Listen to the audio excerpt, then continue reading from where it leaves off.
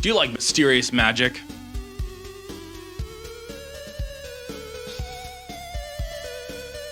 To edge your mop addiction?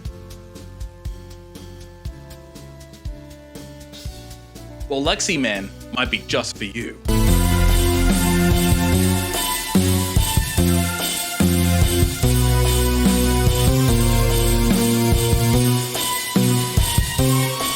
Leximan begins at us. Leximan arriving at a mysterious academy for magic ran by Principal Elementine. Elementine?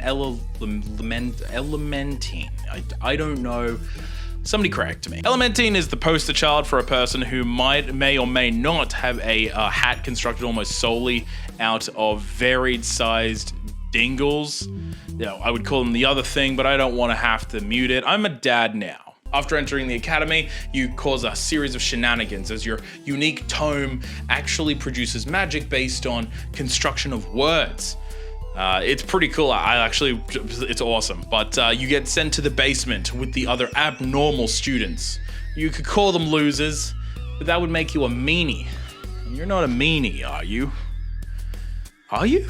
From here we meet Rheezzy, who is a unique child because she herself is actually not a wizard and has no magical abilities, but her caffeine addiction, I assume, allows her to do alchemy very well, is what I was mixing potions and she has a coffee addiction. She might be me. Rheezzy might be a child version of me. I don't know. Would I look good with black hair? I don't know. Maybe I would. One day there's an explosion from the top of the tower and hellfire starts raining down and shit releases from the proverbial pants of this magical academy. And that's like sort of like the intro for the game.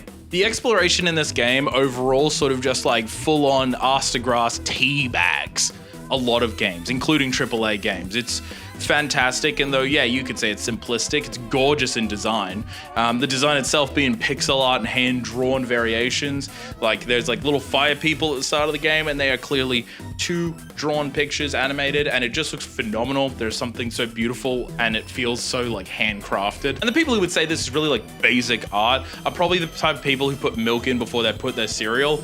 You're an animal, you know you're an animal. Sound off in the comments, people who put their cereal in and then their milk, because the best way to, okay, and let me divert for a second, all right? Give me a second. Skip to this part if you don't want to talk about cereal. The perfect way to do cereal to milk ratio is by pouring the cereal in, and then you pour milk in until the cereal just begins to rise a little bit, and that is the perfect amount of milk to not drain your cereal. And that's what I have to say. Let's get back to the actual video. And you know what? All my milkers, sound off. Sound off, all me milkers. That couldn't mean anything else. There's a series of areas and levels in this game that's just like phenomenal. And when you get to different rooms, there's actually overworld spells, they're called, where you can basically use an overworld spell at a place that seems like it might be necessary. This is Shrink, Fireball, Repel, which is Repel Magic. There's like Enlarge, which is like getting bigger. And all of these overworld spells, when you're not in like a circumstance or a combat, allow you to interact with the world. There's a lot of cool secrets, and I definitely didn't find anywhere near enough. Either way, the game really encourages you to explore and discover the world, which I think is fantastic because it doesn't go, hey, explore, here's like a spot on the map, go explore that, or hey, here's a fetch quest, go do that. It's just, the game is just like, hey, you're in this room, you have an objective, but like, you could look around a little bit. Who knows what you might find? You don't know. Also, real OGs who did explore, they have this achievement. If you haven't kicked at least 1,000 items around, you definitely haven't been exploring the game. A real explorer is always kicking trash, baby. Ow.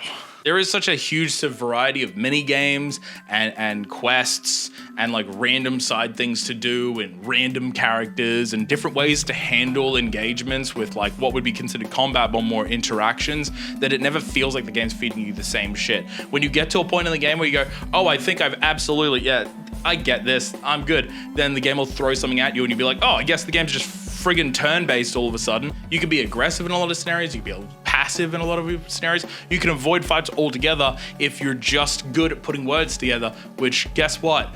I'm not.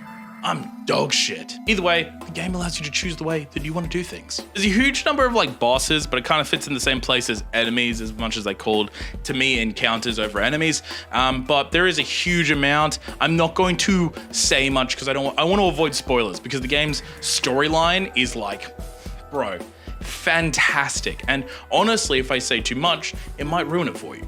Leximan is one of those games that I feel like I'm super lucky to have discovered, because it, for the most part, is relatively undiscovered, right? If I look at Steam reviews right now, they're super good, but there's not many of them. And when I look at my friends list, I think I might be one of the only people playing it.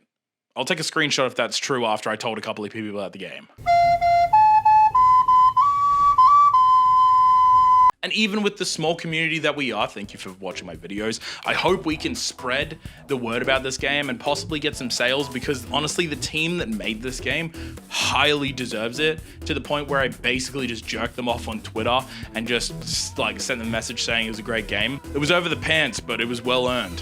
And like I said, the story seems like it lingers at the start. Trust me, lock in, all right? Do your seatbelt up, okay? Check both your mirrors, all right? You know, put on bass to like 8 out of 10 on your Corolla's stock standard, audio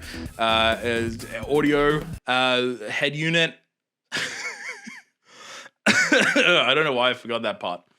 Lock in, it's a great story. By the end of it, I felt so satisfied by the characters that I'd met. I felt satisfied with the story. And then I realized that my decisions had value, which was fucking wild, since it didn't feel like that while I was playing it. And it didn't feel like that because the game doesn't feel impactful. It didn't feel like that because I didn't realize how important my choices were, which I suppose if you look at it from a really good storytelling position, when you're going through and you're just trying to fight people and get out and like do these plans, you don't realize how much impact your choices have until you see the impact of your choices. So I think it's cool. Thank you for watching. I appreciate you guys so much. More videos to come. I've been working on getting like a clear setup going, and I've set up, this is a new camera that should look a lot better than the other camera does. So I appreciate you guys. I'm actually gonna just say it, and I hate it. Subscribe, like, comment. It does so well for the algo, and if you watched all the way to the end, then I hope you enjoyed the video, and do all those things because it really helps out the video, and I appreciate you guys, and I will talk to you later. Bye.